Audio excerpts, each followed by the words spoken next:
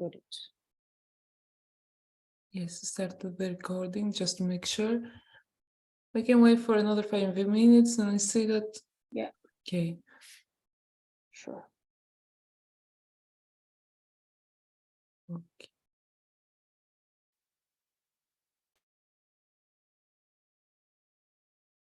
You can also try to share your screen now. Me? Yes. Yeah, absolutely. Everything is working well. Yeah, I need you to make me host, please. Because right now it won't allow me to share my screen. Okay.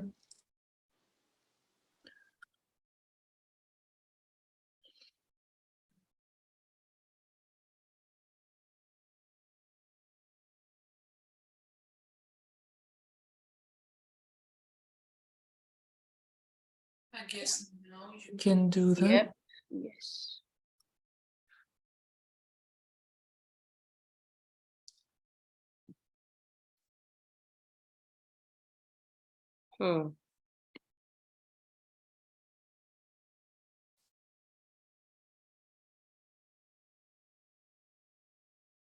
Which one works better, the full screen or the presenter view? I would say the full screen. Okay. Okay, can you see my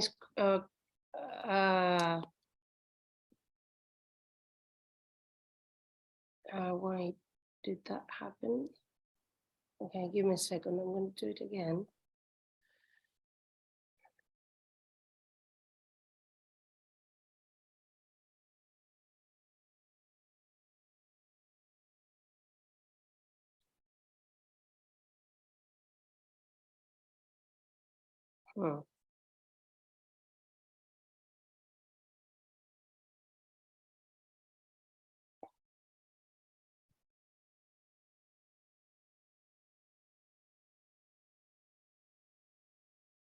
Maybe I'll try to open the presentation on my desktop and then share the screen.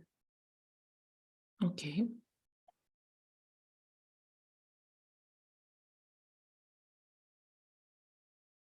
No, it won't work that way. Desktop, share, present. Okay. Okay, how does that work? Is it okay? Yes. Yeah, okay, so you can Yes. you can see my screen, all right.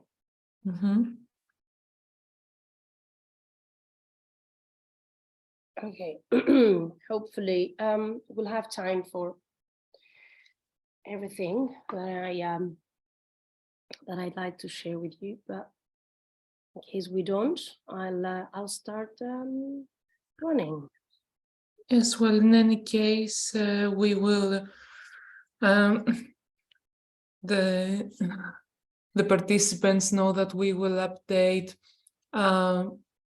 upload the presentation and any kind of material that you as trainer want to their Google Classroom. Okay. So they can have access after the session and whenever they need. And also people who didn't get to attend the session can see them, both the recording and the material. Okay, yeah.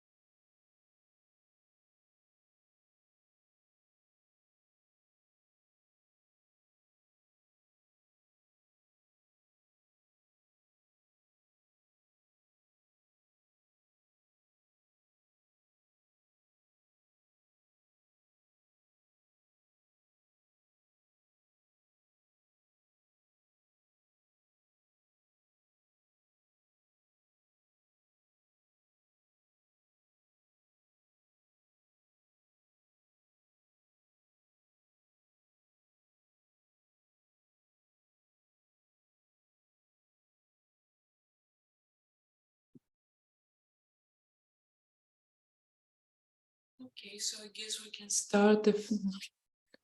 And if anyone else shows up, I will be here to admit them. So, hello everyone, once again. This is our second session for the online trainings for social impact by ITML. Well, for today's session, we have another trainer. As I told you last time, each time there will be a different trainer from us. And it is Despina Choronaki. She will tell you a little bit more about herself, and then we will move on with her slides and her presentation. If anyone has any issue, you can chat with me on Zoom, Slack, or raise your hand and let us know. Okay. Thank you very much. So, Despina? The floor is mine. The floor is yours, yes. Thank you very much, Marilena. Hi, everyone. I'm Despina Choronaki. Let me just first to apologize because I have this, awful runny nose and sore throat, which has been a torturing for most of us here in Athens, like for a month or so. So I apologize for, sounding like that. I want to thank both Marilena and Electra for having me here today and to talk a bit about the everyday lives online and the very fact of being online, which is really thrilling for all of us researchers who work with such cultures. I'm an adjunct lecturer at the Aristotle University of Thessaloniki and also at the National and Kapodistrian University of Athens and the Hellenic Open University. So, and my topic, my work is broadly within media studies and more specifically within media studies from the perspective of cultural studies. So today you will be, well, I will try to show you a couple of ideas, things and perspectives that we are looking at when looking at social media cultures, of the very essence of being on social media, living through social media and so on, and how does that or how that should be making it to the policy discourse, which is not as much as it should for the time being.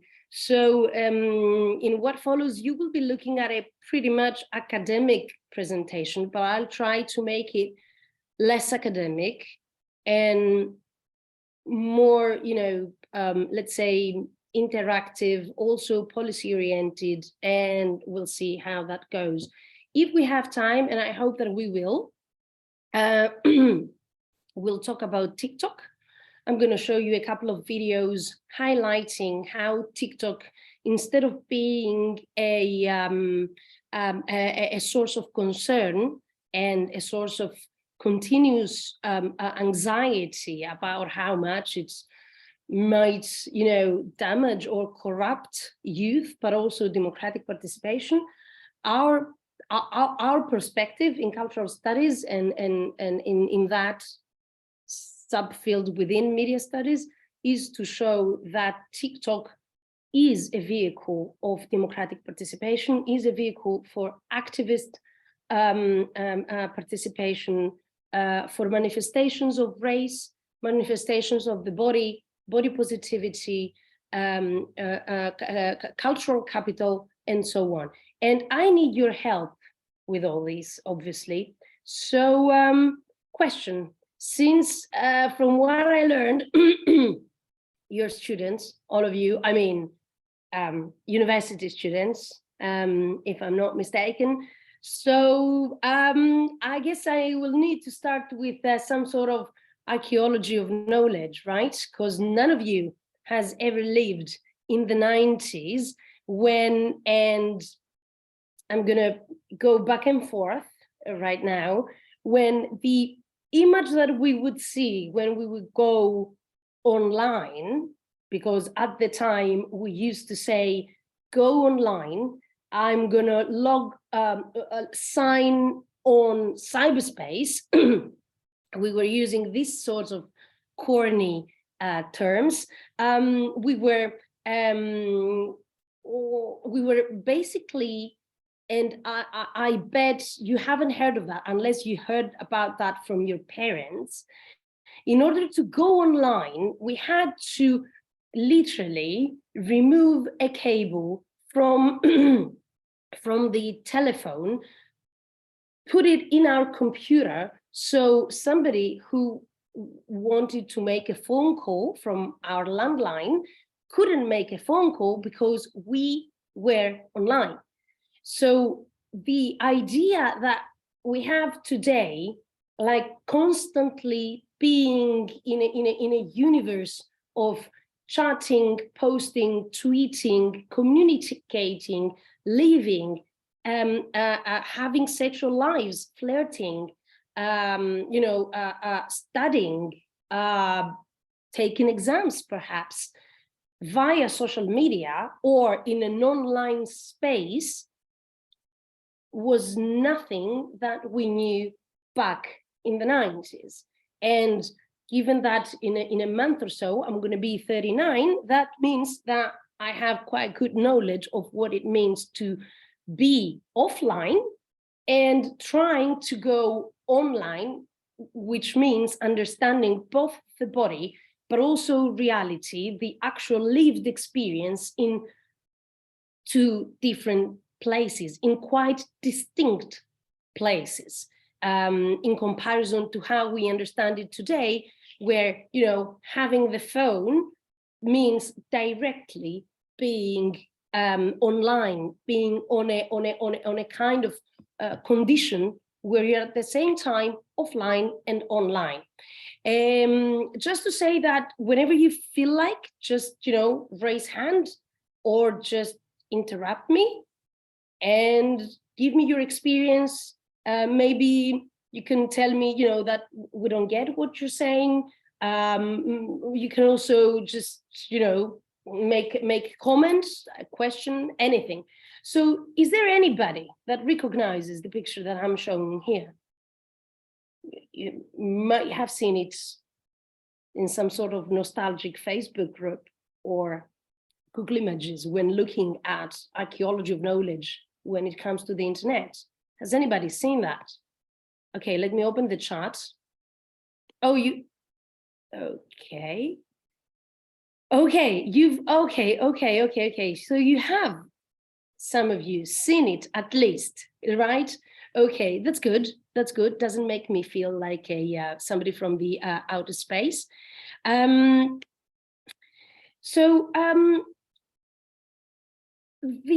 What do you think are the things that worry us right now? Because back then, okay, we were really happy and thrilled that we had some sort of space and some sort of access to knowledge from other places in the world, of course, much more limited. It came mostly from the West, mostly from the US, a bit more from the UK, obviously in languages that we could understand better and more effectively. And then we were thrilled that we could literally move from one state of being, one state of identity to the other. And at the same time, thrilled and enthusiastic with the fact that we could at least claim some sort of privacy and some sort of individualized use of media, which neither television nor, I mean, in case we didn't have a television in our own bedroom, nor, I don't know, the computer itself could give us.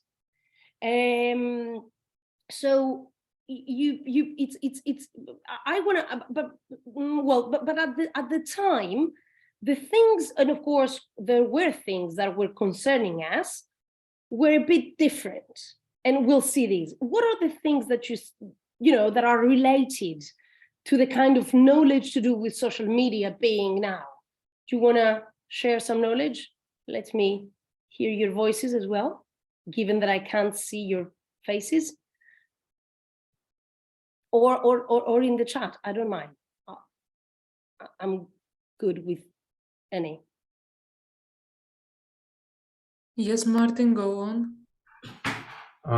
Apparently, in hindsight, the radicalization was way underestimated back then. The way how algorithms push you to consume more and more extremist content, for example. This is this is indeed a popular concern. That how do algorithms shape or define the ways we use and consume social media? That was not a concern back in the 90s, because we were literally in a very, let's say, early understanding knowledge, but obviously content provision on behalf of the companies level. How do we understand our ways of being in social media today, no matter if it's in terms of concerns or not? How do you experience it?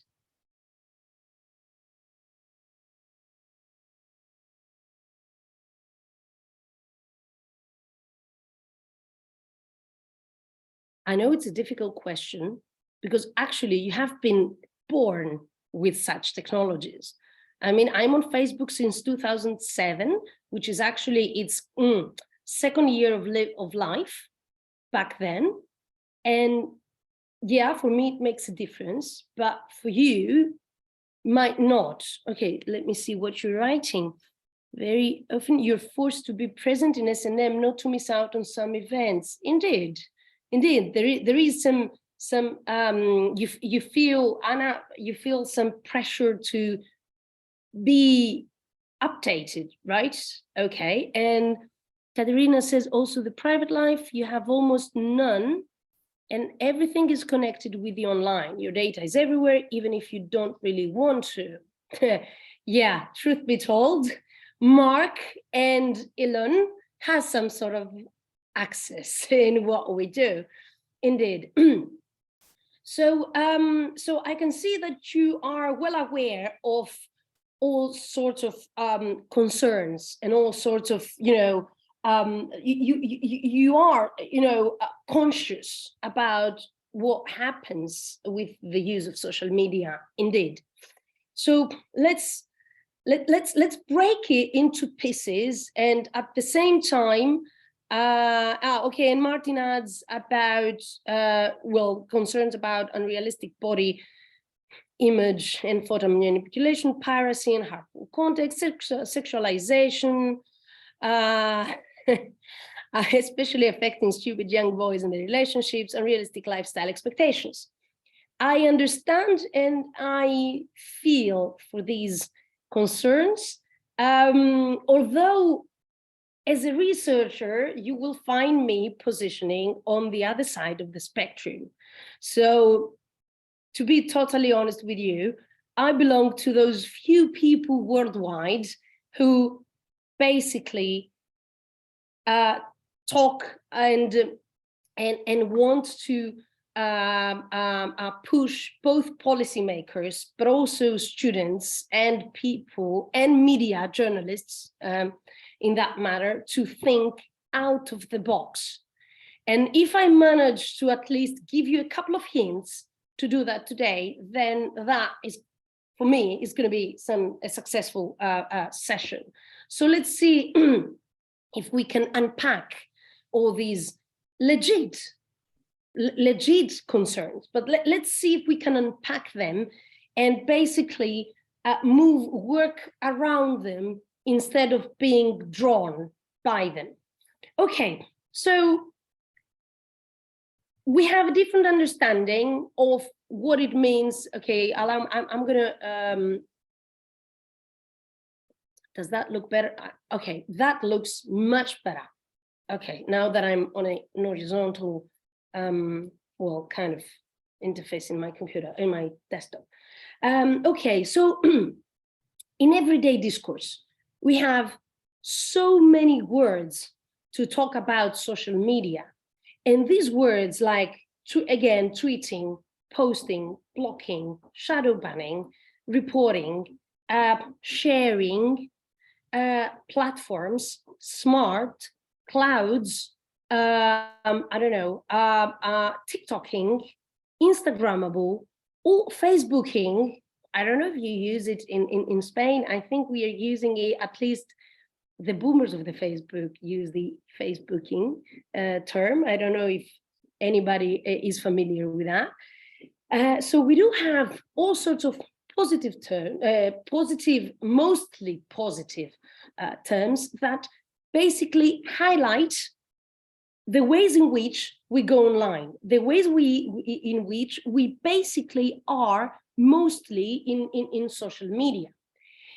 But at the same time, for us, the term platform, which very effectively has been interwoven in the way we talk about social media, the platform basically, instead of making us think about computing and about the algorithmic nature of the platform itself, has created some sort of connotations of speaking more broadly about architecture of the site of social media, but also about politics. So platforms as sites through which people can speak out, no matter if what they are saying is extremist, in some cases fascist, which we see a lot these days,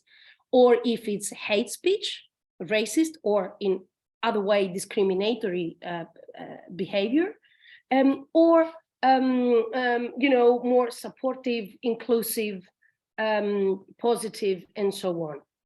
At the same time, the tycoons calling the sites we use platforms both promise to the users some sort of open space where they can explore knowledge, express themselves, develop themselves, but they also promise advertisers a site and spaces where they can advertise their products, they can link their products to popular culture and popular content.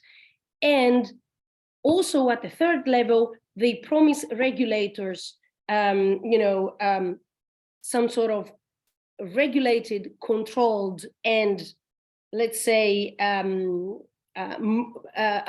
moderated activity of the users.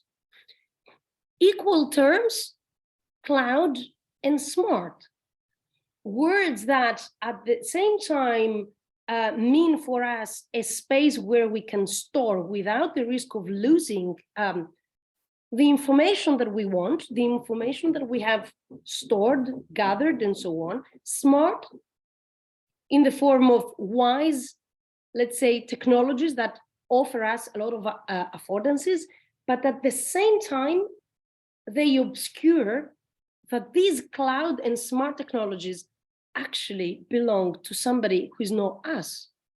So as you very rightly so said, to somebody who has access to our both public and private data.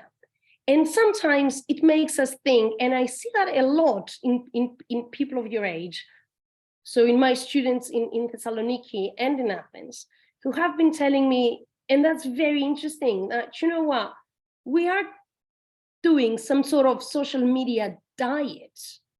So we kind of, we kind of spend some time off social media because we feel like distancing from that source of of provision of information to the algorithm and to the platforms. And as Anna said before, many people, also mostly of your age, to be honest, feel like, how did you say it? It was very, yeah, feel like distancing from being pushed and forced to be constantly present online. So we have different ways of understanding the terms used to both define the technologies, the social media technologies that we use, also the terms that we use to define our ways of being in and with these technologies, our everyday life through these technologies, the ways we work through such technologies. And I'm sure that if any of you is an influencer, or if they work as journalists, or if they work in, I don't know, in any, let's say, professional field, social media are very, very deeply interwoven in our professional life as well, in many jobs and many professional fields. So there is these ways in which we have these terms, these metaphors, as the theorists. Okay, I'm gonna be forgetting how to move from one slide to the other, so apologies for that. So we have these ways, these terms that basically shape and create boxes in which we understand social media cultures and our positions in it, and but also in ways that help us ask questions about what it means to be online or offline, if that still exists, and I doubt it exists, but also what it means to be on social media or on a diet from social media. How do we stand? How do we stand politically? How do we stand culturally? How do we stand socially? In any case, these metaphors, these terms are very useful, not just because they are useful and effective in our everyday life, because if I tell you, have you written something on a online today? I'm sure you're going to ask me, what does online mean? Does it mean on Facebook? Does it mean on Instagram? Does it mean a video on TikTok? Does it mean a story, a reel? Do you actually mean, you know, commenting on something, sharing something, or actually posting something? So in just one vague question, there are a dozen more questions that actually show how significant it is to talk with these sorts of discourses and these sorts of, let's say, concepts about social media. And at the same time, the way we talk about these concepts, the ways we use these concepts imply some sort of assessment, right? Because if I turn on the chat again, and let's see at what you've written, the words forced, in order not to miss out something, the concept of having your private life out, and data is everywhere even if you don't really want to, or the terms unrealistic, manipulation, harmful, sexualization, these terms are sort of assessments of either what the technology might do to us or to other people, or what how the technology might force us to do things. So in any case, talking about the technology, talking about relationship with technology and social media is talking in many cases in moral terms, in ethical ways. We assess our position, our activity online, and so on. how am I know how I'm doing in terms of time, but how am I doing in terms of mood? Are you dying of boredom, or I'm good to go? How are we doing? Okay, good. Okay, I hope this. I hope Katerina's and Anna's comments, and thank you for that. Is also how everybody else feels. Okay, so back in the 90s, again, we were using, as a very favorite of mine theorist says, Annette Markham, we were using the terms cyberspace, a corny term. We were using it without irony, right? And we were using the term, well, internet, obviously, but cyberspace as well. And this was our way of chatting, the MSN, Hotmail's MSN, forums, chat groups, where you could find all sorts of discussions, all sorts of, you know, from really sexy ones to really, well, extreme ones sometimes. There was some quite, you know, heavy disputes in chats and between people who didn't know each other. So anonymity, which was much more secured back then because, you know, the platforms and the algorithms were not very advanced at the time, allowed for a lot of, you know, hard and quite difficult discussions and let's say comments, positionings, and charts to exist. But also back then we didn't really have a quite specific idea of what heavy user is. How do you understand the term heavy user? Who is the heavy user right now?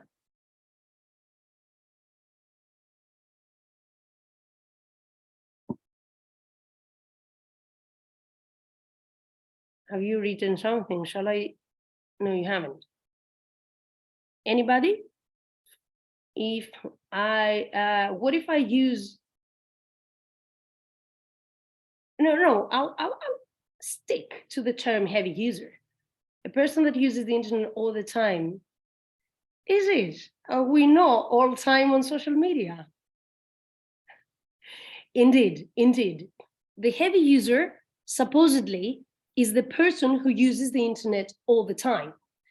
But back then, it was the person who might be using the internet from 2 hours in a row to 12 hours. But what happens to people who were online, and that goes up until definitely middle 2000s, middle noughties, like 2010, let's say, who had to be online because of their work?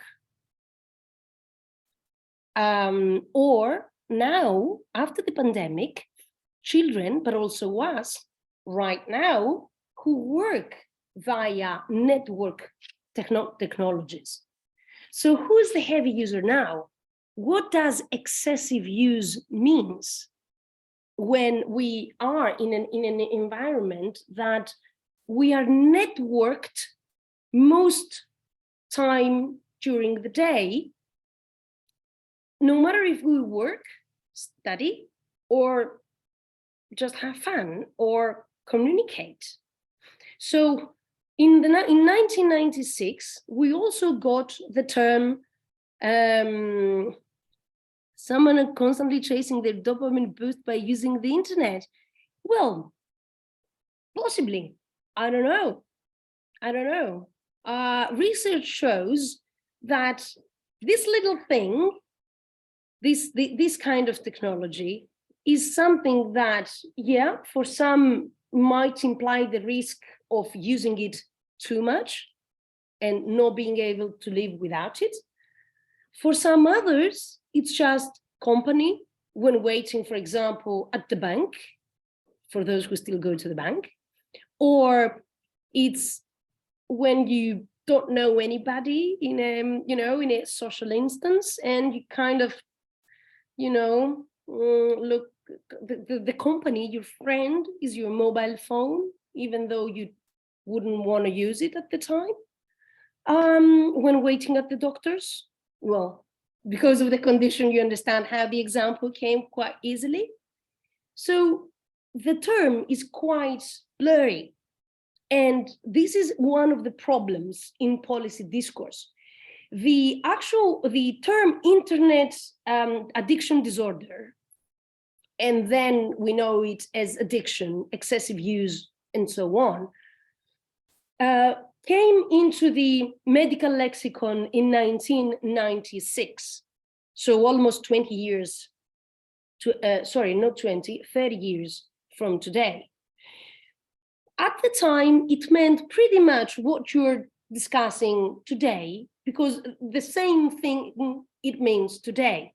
And of course, both addiction, but also other concerns, like, for example, the risk of children going online and being groomed or harassed by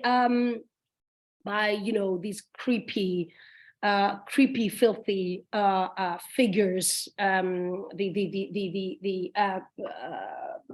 pedophile, the stranger danger was also something that was a sort of concern and was making it to the first pages as well, in the same ways that it is now, which means that these discourses of concern, of anxiety, are circulated constantly in the public discourse, in our collective imaginary of what we understand as the online condition, in the ways we understand and we distance ourselves from these technologies.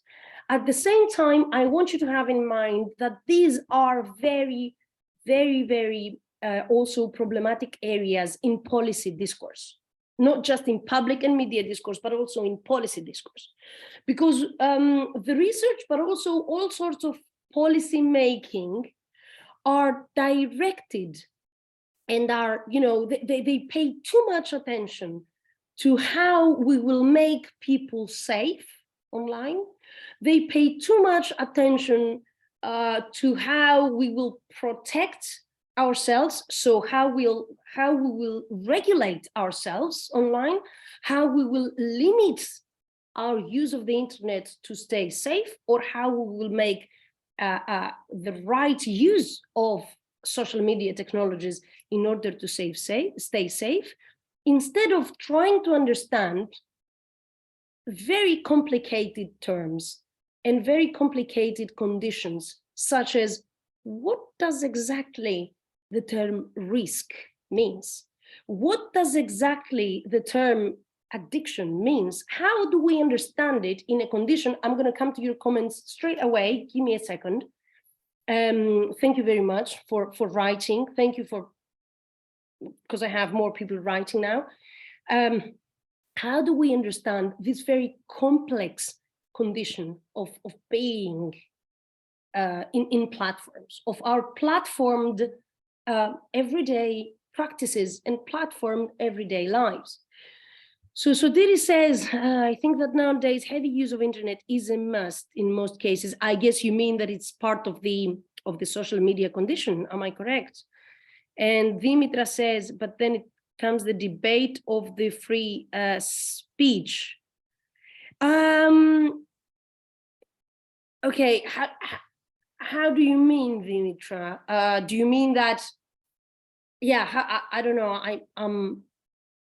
I'm not sure what exactly you mean. If you would like to elaborate a bit on that, and I'll address that. I'll follow your lead once you give me a hint or two more. Yeah, Dimitra. Yeah, please. Well, you were talking about policy making, and I thought that, well, I have seen many debates against that because of free speech. I don't know, they say that you are, while trying to make someone safer, you're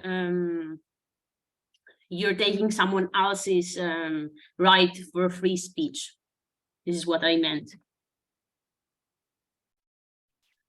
And that per se is correct, what you're saying. So we do have to admit that by regulating or, for example, policymaking, but also much of the academic discourse of the dominant research about social media, and let me highlight here that most of the academic discourse, of the public discourse, of the media discourse, and of the policy discourse, if we can have these four, let's say, categories of debates, of discourse, it's informed by medical, psychological, psychiatric, and also, you know, informational approaches towards technology.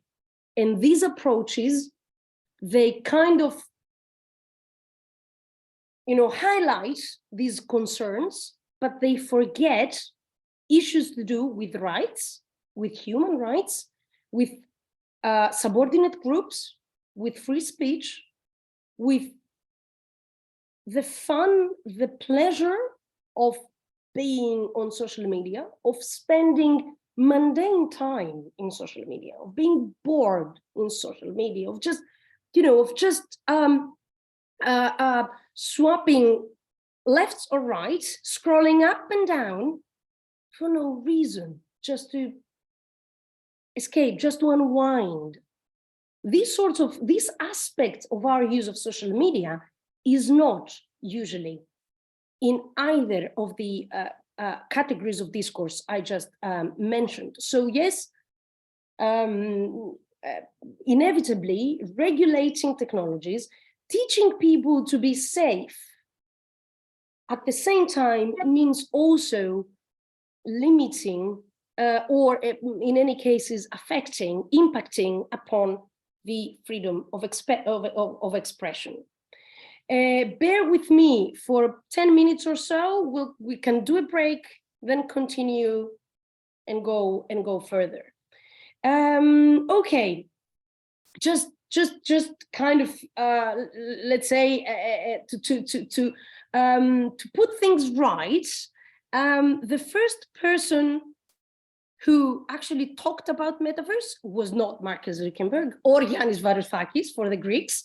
It was Neil Stephenson.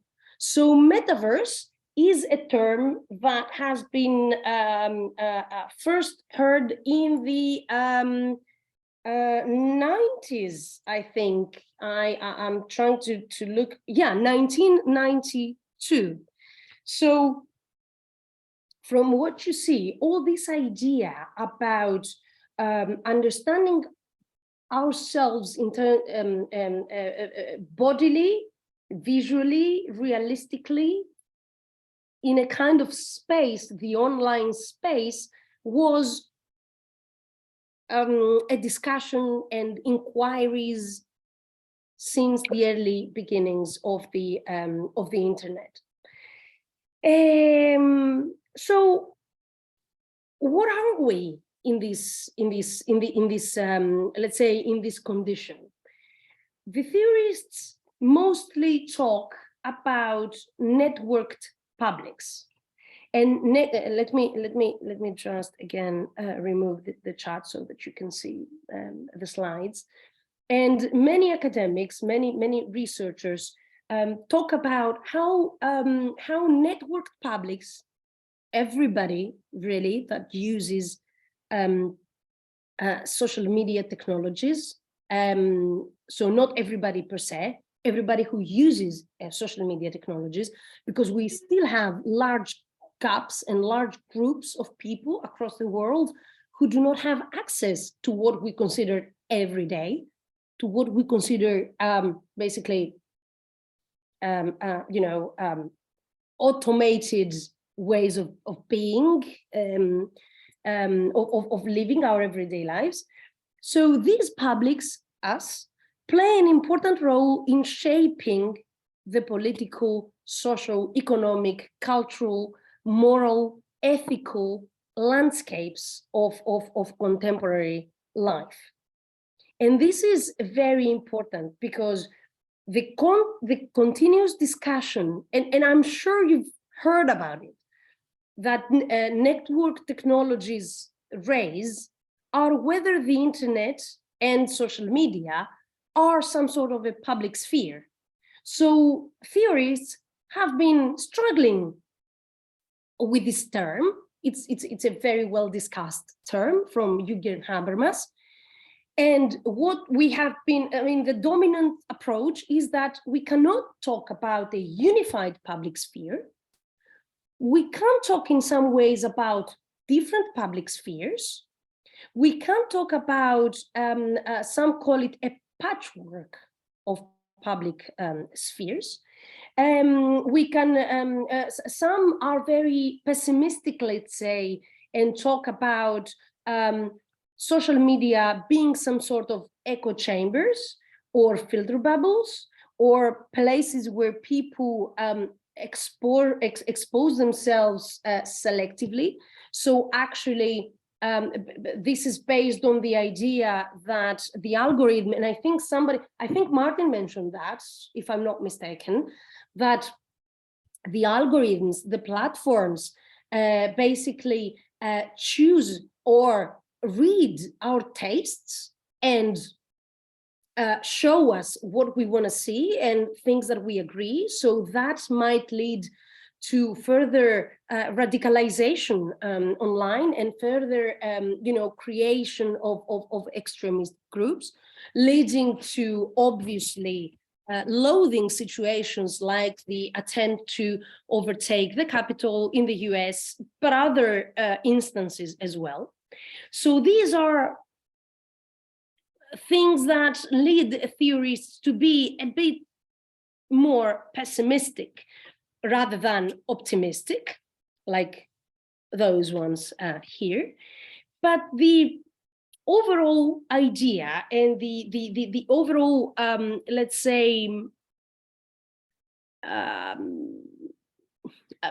the overall idea would be to understand that such publics and counter-publics and such ideas and conditions basically coexist. And yeah, I'm opening the chat in a second. And basically, I want you, but everyone who wants to have a further understanding of social media technologies and network publics, to see the social media condition and the networking technologies condition as a form of, let's say, an abundance, a big number, a large number of symbolic material, of interpretations, of meanings, of positions, and try to understand each time, I mean, spatially, but also temporally, sorry. So in terms of space, time, in terms of culture, what different things these sort of, let's say, these conditions mean. And instead of being constantly concerned and aware and conscious, sorry, not aware, conscious about what does technology do to us, try and read how do different people interpret it, how you interpret it, how critically you position. Because the first things you actually told me were very critical positionings about the gig economy, about, no, we haven't talked yet about gig economy, about basically platforms and the algorithmic economy and structure, architecture. But also you positioned very critically in terms of politics of the body, politics of intimacy, politics of privacy, and hardcore politics. Okay, let me,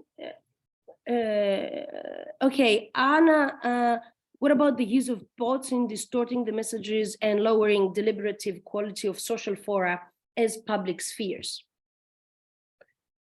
Yeah, per se, yes, bots are out there in the same way that is fake news, in the same way that is, all sorts of deliberate or undeliberate ways and attempts to obscure and to make the social and cultural condition of using social media more problematic. But you just made a comment about bots, also positioning critically towards bots. What does that signify? It signifies that people like you, many people, not everybody, we know that, and we cannot beat that. Most people are, apologies, are very well aware that these attempts exist. So they are information literate. They are digitally literate. They are social media literate in the sense that many people, not everybody, yep, understand and recognize the conventions in which social media work. So inevitably, we self-regulate, we position critically towards circumstances and conditions that we find problematic, that we find risky. So yeah, we know that these conditions exist, but at the same time, what we need to do is to at least acknowledge that by knowing their existence, by knowing the deliberate or undeliberate, let's say, attempts to obscure this cultural condition is something positive, is something to work on, is something to incorporate and push for in policy discourse, because so far it's not taken into account. So lived experience, the critical position that you're now doing, all of you, is not taken into account so far in policy making, but also in much of the academic debate. Okay, can I make a short addition in what I was saying, and then in 5 minutes we can take a 5-minute break, if that's okay with you, if that's fine. Okay, so theories, and I think I have that in a slide as well. Okay, and another thing that basically defines our condition, our social media condition, our ways of being on social media, the very nature of being among networked, or being part of networked publics, is actually having an audience, right? When we post, when we tweet, when we share, and yes, sharing is in many cases caring. And let me inform our co-participants here from Spain that currently the big discussion since yesterday in Greece is that for the first time in Greek history, 41 teachers of the National Drama School have resigned because of an extremely problematic law about drama school students, and in effect about actors. So now everybody has been gathering around the hashtag and around hashtags, among other things, to do with the resignation of 41 drama school teachers from, and I repeat, the National School of Drama. So when we write, when we post, when we tweet, when we share, we do so by taking into account that we have some sort of an audience out there listening to us or reading us, okay? And we have basically two conceptualizations of audience. One, it's a vague idea of, some audiences out there, all our friend pools of public that our posts, when our post becomes public. But at the same time, we have an idea of a targeted audience, usually consisting of our personal networks, professional networks, maybe people that have been seeing our posts, but we don't know them in person, or people with whom we are connected, via hashtags. So the hashtags are discussed in much of the academic discourse, and let me, well, I need to kind of move on a bit, obviously, because I want to go on TikTok after the break. Hashtags are discussed in research as very important, let's say, annotations and very important categories. Rhetorical practices is what theorists call them. And so we also become hashtag publics and ad hoc publics because we gather around common causes, we gather around common, let's say, issues, discussions. See the earthquake in Turkey, something that shocked like the world again, in the same way that tsunamis do, in the same way that also Oscars do. So global conditions gather people around hashtags, and we create sort of bonds and affective ties, not just with the hashtag, but also with the publics talking about the hashtag, also with the publics and people experiencing what the hashtag is about. So theorists come to talk about then affective publics and intimate publics. Black Lives Matter, Me Too, Bring Back Our Girls, again, Turkey earthquake, Arab Spring, and I could say many, many more, local or global, that become hashtags which make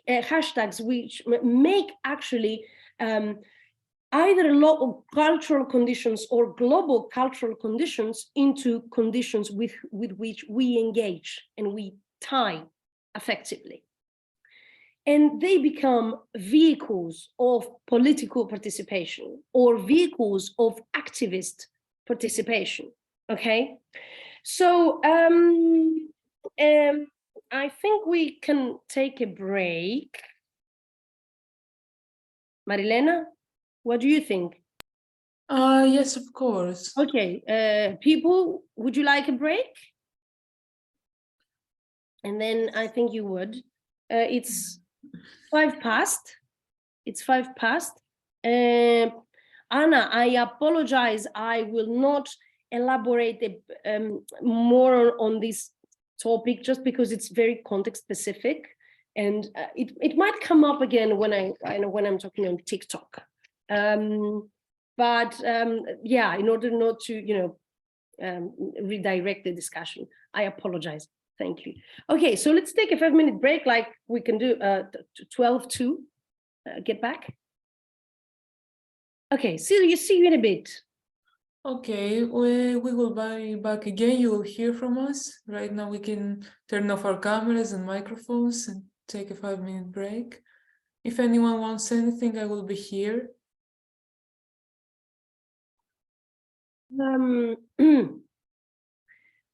Do you have any questions so far? Or I'm glad many of you are, interacting in terms of, asking questions, giving feedback, making comments, raising issues. I hope that in this second part, even more will participate. So, okay, Marilena, are the, in the next slide, the videos are active, right? I have added the links to the videos, so you can. Yeah. Okay. I hope that they'll, work fine, because it's sometimes moving from a screen to another might might not work in the way I'd like. Anyway, we'll see. Okay, so so just to sum up, indeed, what social media and networked, let's say, technologies offer us is ways of publics to be formed, not just very, very quickly and very fast and across the globe, but also in very effective ways, in mobilizing ways as well, no matter if that means having disputes, no matter if that means having a lot of hate speech and polarization coming in. They definitely create instances and conditions in which we engage publicly with things that matter in any way or another. So that means that talking about social media in these ways matters as well, instead of just expressing just concerns about the overall social media condition. Okay. Okay.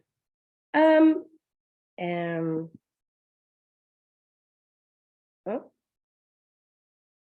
I can't click on it. Move your cursor around the, yes. There it is. Okay.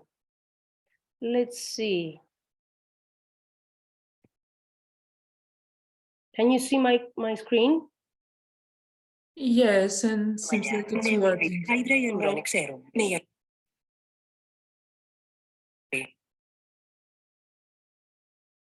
Έχουν ωραία τα λαντικά. Είσαι έγκυος. Βάλτε και αναπνοές. Εισπνοή, εκπνοή. Σωθήκαμε.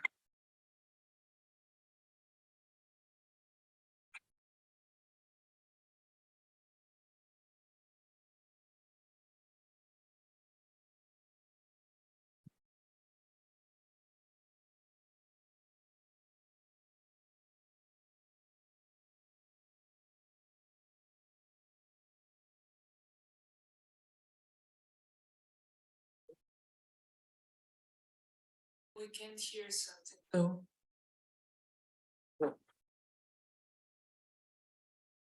Big, aggressive whores Okay. have their mouth washed out with holy water. Good job, Senator.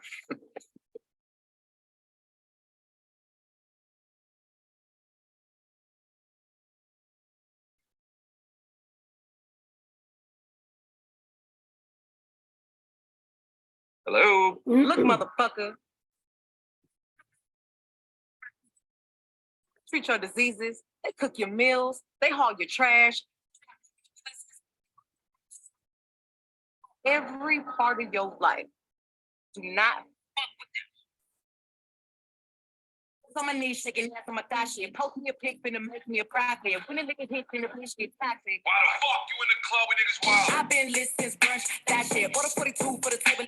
It's pop shit. Bitch, around me, all I see is a whole lot of dinner. I walk around the house butt naked and I stop at air mirror just to stare at my own posterior. I don't give a fuck who talk behind my back. The bitch knew better than to let me hear. Hands on my knees, shaking ass on my thigh shape. Hands on my knees, shaking ass on my thigh shape. Hands on my knees, shaking ass on my thigh shape. Hands on my knees, hands on my knees. Do you know this song? Where's my presentation? No. Yeah, seems like we don't Yes. know it. No. Oh, okay. A couple of you do. Okay, well, just one, and the rest. Okay, this is my. Okay, give me a moment to bring back. No. To bring back my presentation. How do I do that? Oh, there it is. Okay. Oh, come on.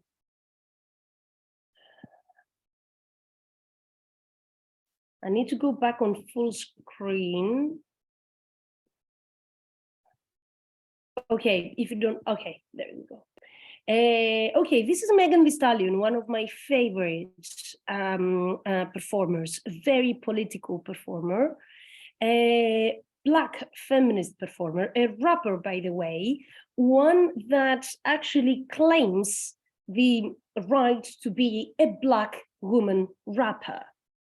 This song called Shit is one of the songs. It is again a very political one. You could see how marvelously it has been directed, showing the senator who comments in a very racist way about Black women as whores, a very typical stereotype, and then basically using the same material to arouse himself and possibly masturbate, I wouldn't know.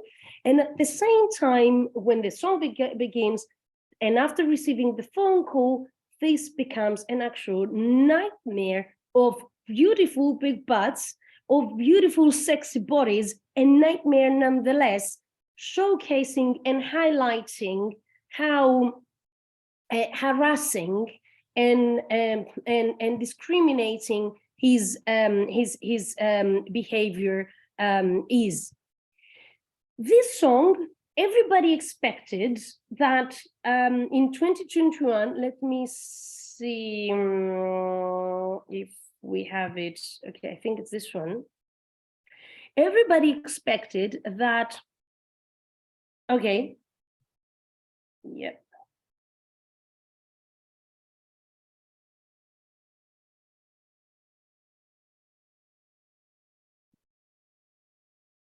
Well, it won't play otherwise. Come on. Trash it, post me a pic, finna make me a profit. When the liquor hit, then the bitch get toxic. Why the fuck you in the club with niggas wild? I've been lit since brunch, that shit. Order 42 for the table, let's pop shit. Mission, and if the beat Do you live, see you know, any? little Do you see any differences between the actual lyrics and points of the song and the video I showed you?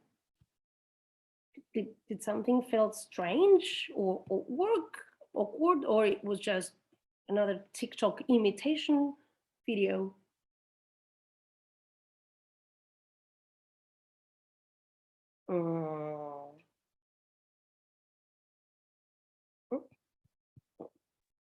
You can see a cat behind me. Felt like the song lost its artistic value. You mean from the TikTok video? It was embodied in another way. Okay.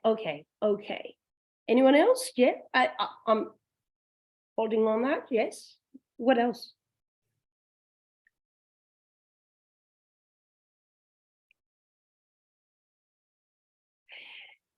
Okay. Maybe my point is not yet very clear. So this song, everybody expected, as many other songs from Black artists, everybody expected that it would be, it would get like a huge virality on TikTok, especially from Black women, basically highlighting its political nature. Instead, it didn't, because actually Black TikTokers refused to choreograph this song, basically kind of went on strike and watched just white TikTokers attempt to create a dance out of Megan Thee Stallion's hit song. And that basically created a huge debate and discussion, and attracted attention to the racial politics of TikTok. The Black TikTok was widely discussed. Also, it was widely discussed because if you remember, I don't know if you use TikTok. Do you use TikTok? You might, I don't know if I have it. No. You can raise your hand if you do, just to have an idea how many of you use TikTok or not.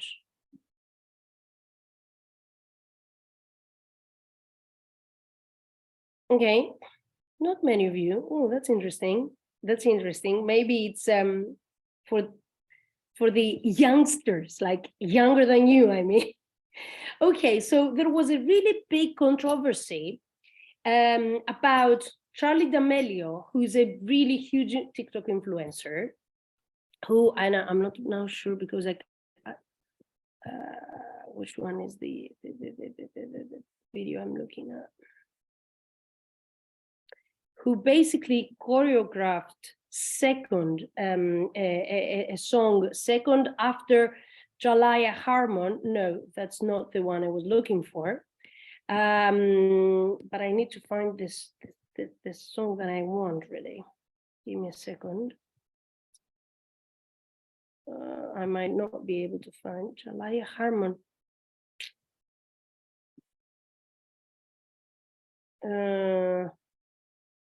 Maybe I didn't have it in my presentation. Anyway, the story is that Jalaya Harmon, a black TikToker, choreographed a very popular song, but it went viral only after Charli D'Amelio did it. So that raised a lot of controversy, saying that, you know what, again, white TikTokers, white influencers, basically come and overtake the public space from black people, from colored people. So inevitably, TikTok is an app, is a platform that is continuously discussed in political terms. It is continuously discussed in terms of racial politics, body politics, in terms of democratic participation. Let's see here. I hope that, okay, let me see if I can activate it. No, I can't. But you can see Barack Obama. Okay, you can see Barack Obama with Brent Rivera, who is again a very, very famous TikToker influencer. And well, actually, Obama appears suddenly in dancing in Brent Rivera's video. So, but also at the same time, there's been a lot of discussion when TikTokers were thought to be responsible for one of Donald Trump's, let's say, rallies failure in Tulsa. So the application, TikTok as a platform, is constantly discussed in terms of its political nature. The app is largely synonymous with, or used to be until the 2020s, with Generation Z, and with with discussions about how young people use social media, how young people use pop culture to make statements in social media, and so on. You know the story of TikTok. It was bought by ByteDance. It was launched, sorry, by ByteDance in 2017. By 2020, it was a huge platform, as we know it, especially since the pandemic, because it became really a really big thing in 2020. And the thing is that it is usually discussed not as a platform that opens up to young people's expression in social media. It's not discussed as let's say, a medium that opens up spaces and avenues for youth to express themselves creatively. So innovative in this sense, but it's usually discussed in its sense to through its let's say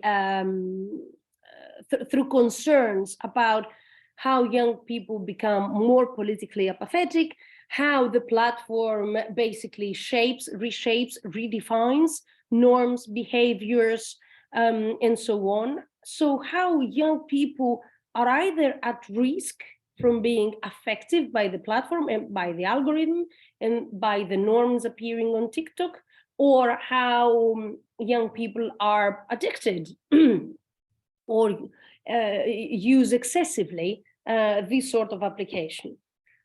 Obviously, we do know that TikTok is also financially a huge thing. With statistics that we have from 2020, advertising on TikTok could be between $25,000 and $150,000 dollars, and at the same time, influencers on TikTok could, again, with statistics from 2020, could make up to $5 million annually. The platform is very popular among celebrities. It is extremely popular as well among news media conglomerates. So it's used a lot for information. It's used from also from what did I want to say? Celebrities, news media. What else? Can you share some knowledge more?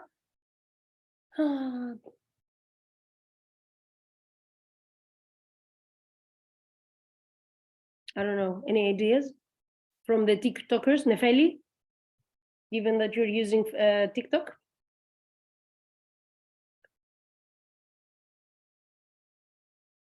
No? Okay. To teach things from Oh, yeah. smartphones.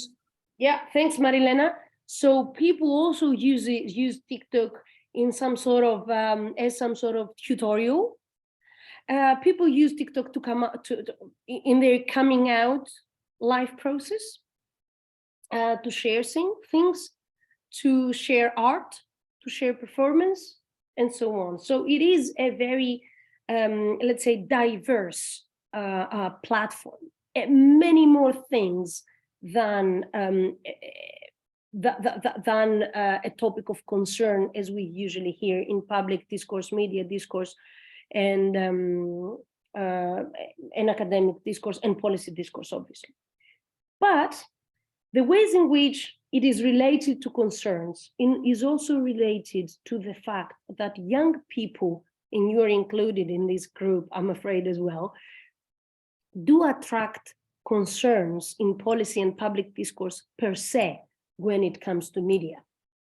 So we have a combination of concerns about TikTok because it's technology, it's a performative technology, it's an individualized technology, it's an app that can be used privately and anonymously as well.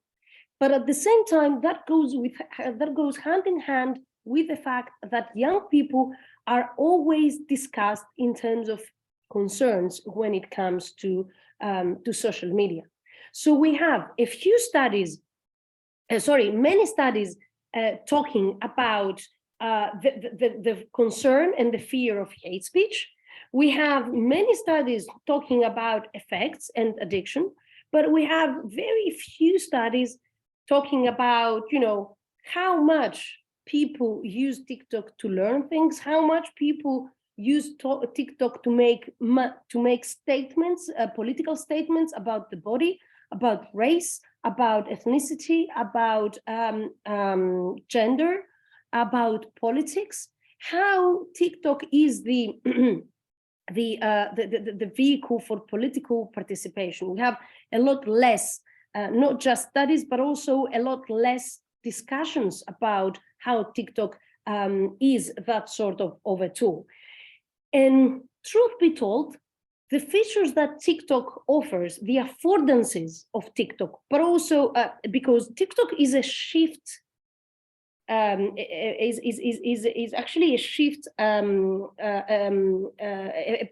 shift in the paradigm of discussing and of studying social media, and we'll see why. We know that features like lip syncing, like video editing, like parody, like satire, like imitation, the fact that it has sort of, it has the other features from the other social media, like the shareability, visibility, but editability to a larger extent than other social media are features that people younger than, let's say, 30 years of age can understand and adapt to a lot more easily and a lot more effectively than people older than that. This is one element to begin with. So that infuses and informs concerns to do with how young people use it and how easily they adapt. Another concern is obviously related to the fact that these technologies, these applications that are basically technologies for fun, that they can host, fun moments, mundane moments, everyday moments, i.e. unstructured moments or in young people's everyday lives, raise per se concerns, because young people's everyday lives are thought to be related to some sort of structured, which means educational, or let's say creative ways and practices, as interpreted and as defined by adults, not in the ways that young people themselves define it. So if social media technologies, and TikTok mostly, offer ways of unstructured leisure, as we call them in the academic discourse, then that raises per se concerns, because adults are feared that young people are redirected from what they are allegedly supposed to do, which is educate themselves, participate politically in ways that adults understand political participation, and so on. And satire, lip syncing, and meme creation is not yet considered, although they are legit ways of participating politically in the public discourse. Adults do not, and larger groups, let's say, of adults over 30, do not understand this way of political participation as political participation per se. I might have confused you a bit, so if you have a question, if you need clarification on anything of that, please let me know.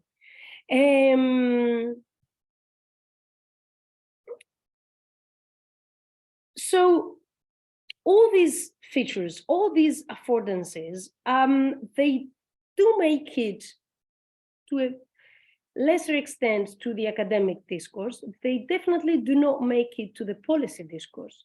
So we will not see discussions about how young people understand TikTok, or how people, not young anymore, understand TikTok as a safe space to talk about their identity, as a safe space to talk about their problems, as a safe space to create and join communities that are related to their issues, to their concerns, to their everyday concerns, not to do with technologies, but to do with everyday life and matters other than media use. These concerns, actual concerns of the users, of the young users perhaps, do not make it to the policy discourse in order to inform how young people understand ways of being safer online, or ways of politically participating online. But fortunately, having TikTok out there and discussing TikTok so much inevitably get us to think what TikTok made different, how TikTok, created a different form of participation, how we moved, as some theorists say, from a persona-based era to a post-based era with TikTok, because with TikTok, and we're going to go, because yeah, it's already 22. We're going to go to discuss a bit about celebs on TikTok. With TikTok, where we know that what counts is the For You page, TikTokers have to seduce the algorithm in order to make it to the For You page. There are different ways in which somebody becomes an influencer in relation to Instagram or to Facebook or to Twitter, perhaps. That makes TikTok a shift maker in how we understand our presence in social media. And among other things, it is a shift maker in how we tell our stories. What kind of stories we tell might be similar to other social media, but how we tell the story, how is performance made, and a lot, because TikTok is a lot more performative than other social media, is worth of discussing in both between us in this training, but also in public discourse, in academic discourse, and in policy discourse as well. Comments, questions, feedback so far? Anything? No? Okay. So I'm going to continue. There's a lot of discussion, and I'm sure you've heard of it, about Insta fame, Insta celebrities, being Instagrammable, about fame online, about influencers, how somebody becomes influencer, what it means to have monetizable content, which means at the same time retaining high visibility online, working constantly on changing, adapting, working on being flexible, with the result to be constantly visible, to be recognizable, to be famous, popular, and making that monetizable, making money out of it. And that obviously comes with unpaid labor, because being an influencer is not just selling stuff, selling goods, is also to do with parasocial, with relational labor, meaning talking to fans, talking to followers, talking to, investing in equipment, investing time, doing things yourselves. So it comes with unpaid labor to do with that source of, let's say, parasocial work of social media. But it also is related to hierarchies, because it's not the same for me to become an influencer and for Madonna, okay, or Kim Kardashian. They come with a baggage, with a celebrity baggage that is already there, with a celebrity, let's say, pack that is already created, and by moving across platforms, their already established celebrity status allow them to keep their influencer status at a certain level very high. But when we talk about TikTok celebrities or social media celebrities, we have to acknowledge not just these hierarchies, but how much these people invest in terms of time, work, labor into becoming social media celebrities without having the prior or the accompanying baggage. And again, as I said before, this changes from platform to platform, because although being Instagrammable and being an Instagram influencer means, being able to sustain a persona on Instagram that sustains and increases somebody's followers, when we go to TikTok, this becomes an era of post-based fame, because it is the performance and the post that that actually attracts or is, let's say, the key narrative and the key, not the key narrative, the key to sustain and let's say enlarge somebody's fan base. And of course, TikTok is considered a lot more open because we don't know really how the algorithm or what it's going to be viral, let's say. So anything and anybody can go to the For You page. Anybody can go to the can reach huge virality numbers and stats on TikTok, and they might not be just the well-established influencers, but TikTokers, but also people who are not necessarily well known. What helps in that is the platform's templatability.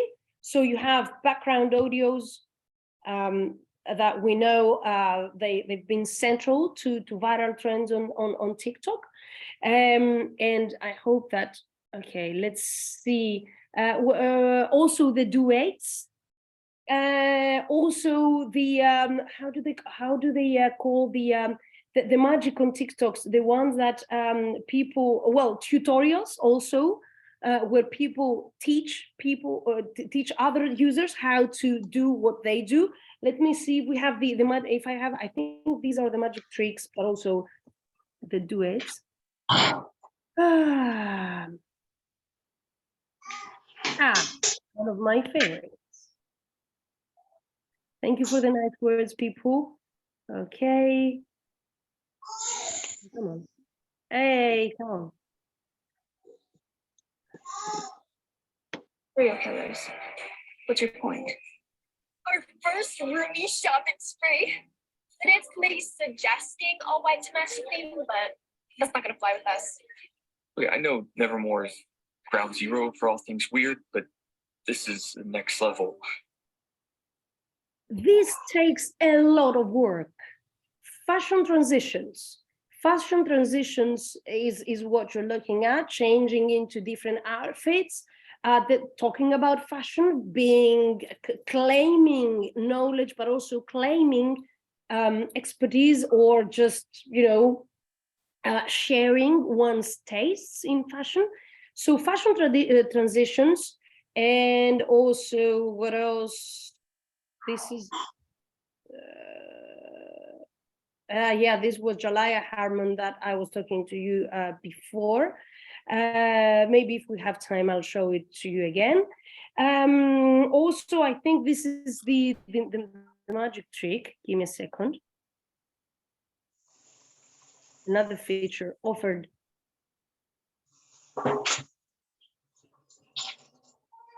Yeah, okay, you're gonna love that. Oh.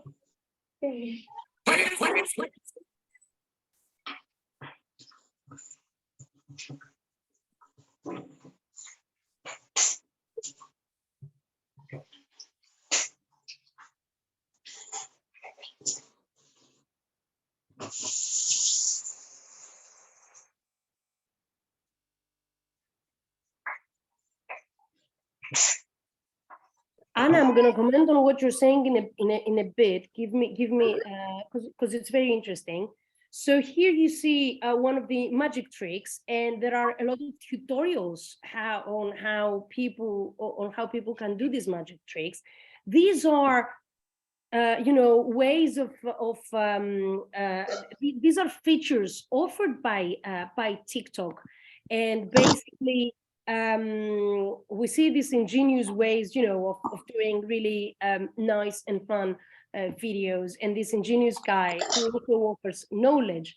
So the actual elements, the actual affordances that the platform offers, that the platform has available to TikTokers, also the duets. I don't know if you've let me. I don't have much time, but I think we're getting there. Does somebody want to talk, or you might have forgotten your mic on? It's okay with me.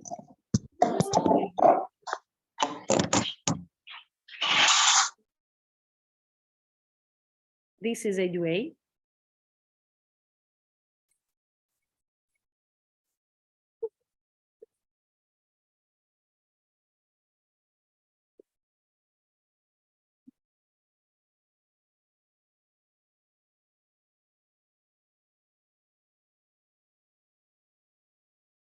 So,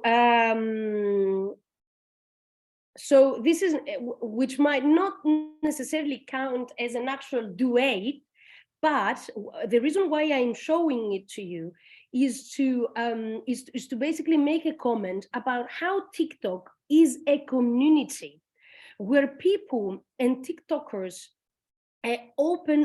basically shed light on TikTokers. They show their support, they promote each other. Obviously, they might also become, they might also have discriminatory behavior. We can't really avoid that. Or they might have some harsh critique about some TikTokers. But what I want you to keep is the fact that in the attempt of anybody who uses TikTok to seduce the algorithm into making their video, more visible, even viral, taking it to the For You page. So in doing all this labor, at the same time, this is recognized by TikTok working as a community, because there is comment, there is feedback, there is, support, there is promotion among TikTokers, no matter if they are huge influencers or not. And that creates a notion of not just community, but per se, a notion of interaction and very intense interactivity among TikTokers per se, not just influencer TikTokers. So people engage in all sorts of, practices on platforms like TikTok.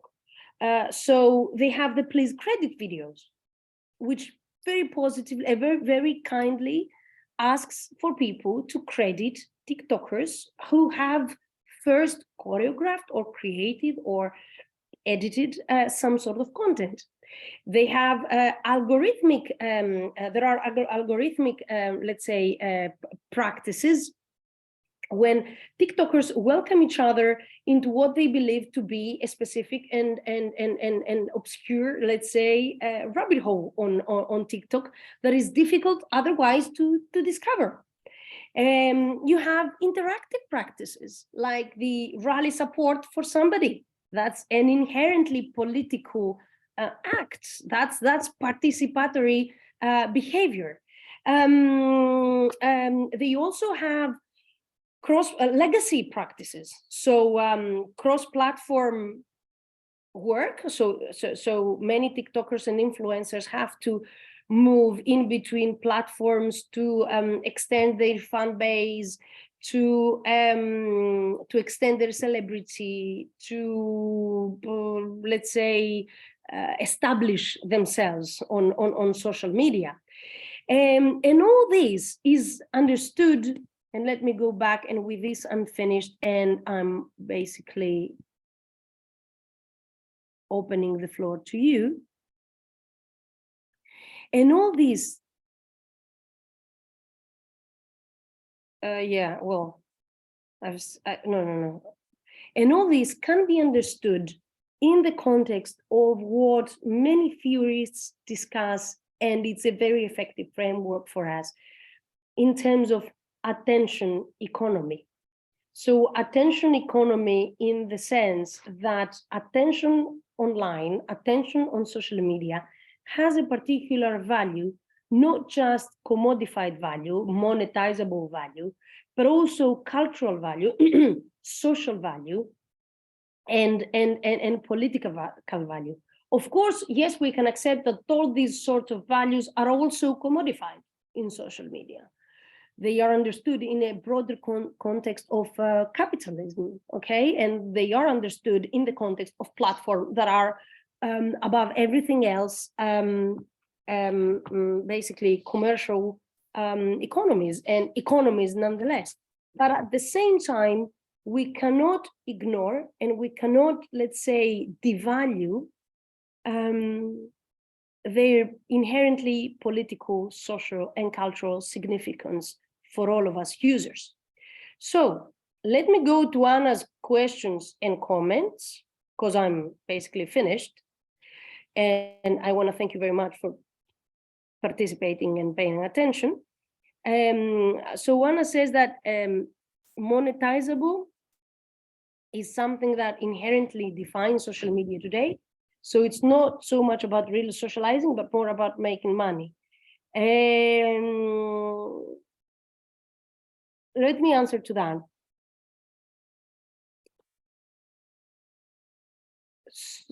Being real online, I mean, when you are communicating with people, when we are entering these fun groups that have been created during the pandemic, like drinking inside, like, you know, staying at home, were they not socializing spaces? When we make a statement about the political situation in our countries, when we make a statement about global situation, is it not real socializing?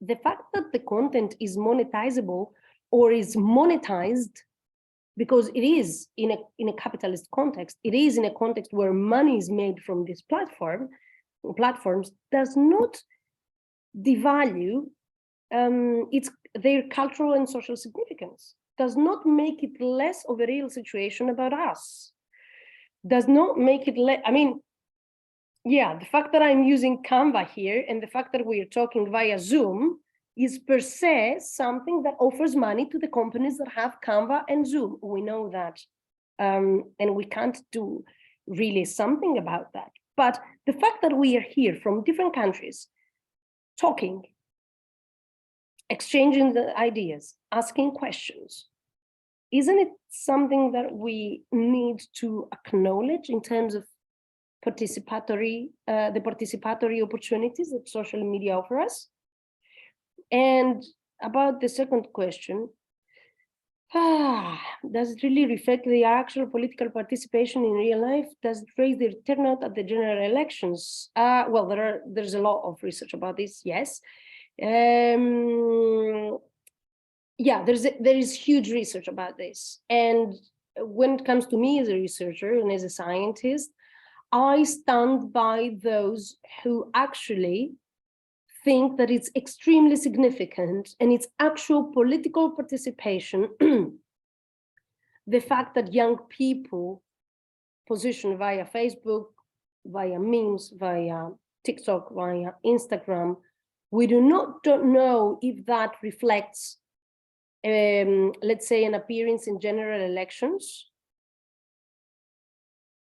We wish it does, but we don't know. And I'm not sure if we should be talking about whether young people interpret their online political participation as voting, because again, this is an adult discourse. In order to be able to interpret and basically materialize online political participation into a vote, this is something that it's not just the responsibility of young people. It's also a failure and a responsibility of the system itself. It doesn't create a bridge so far, and that is worldwide, a worldwide phenomenon, not a Greek or a European phenomenon. There's no bridge between the agendas that young people have and the traditional political system and agendas. So this is not a failure of young people. This is actually a failure of the system. Yeah, obviously there should be a bridge, and an actual bridge. And that's why I was talking about policy today.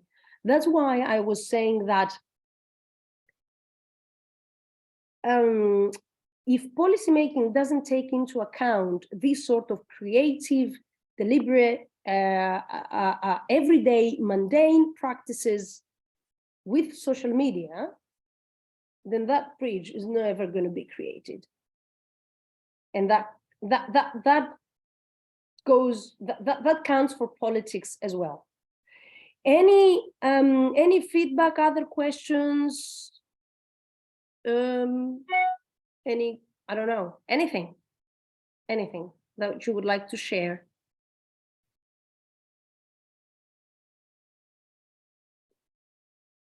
Let me stop.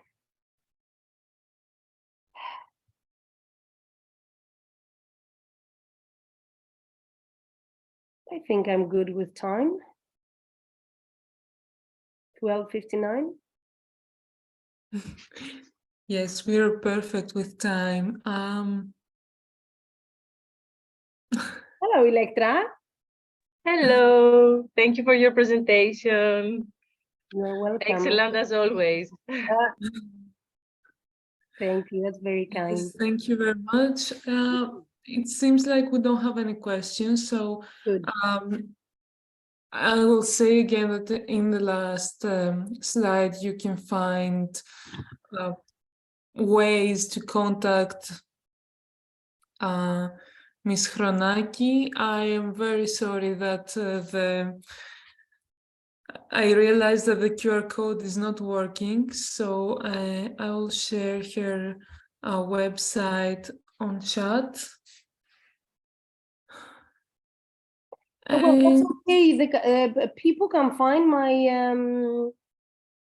my presentation on Classroom, right? So they can see the email and everything they want there. They can see the email, but I haven't added the website in any other way, only through QR code, and it wasn't working with my phone. I don't know about the rest. So just to make sure. Okay. So yeah, guys, you can find everything in Google Classroom, and if anyone doesn't have access or has some trouble, you can contact. Yes. Okay. So this is a website. Oh yeah. Oh, my site. Okay, thank you. Yes. Thank you. To find more information about our trainer. It's a bit provocative, but I like it. I mean, the site. Okay. I'm working with popular culture a lot and audiences, so it's full of American horror story, sex, and things like that, and Vogue, and yeah. Okay, thank you. Okay, thank you everyone for having me. It was a pleasure to be with you, and thank you for participating. Electra, Marilena, see you this afternoon, right? Yes, sir. That's right. We'll be there. Bye. Bye. Bye. Thank you very much.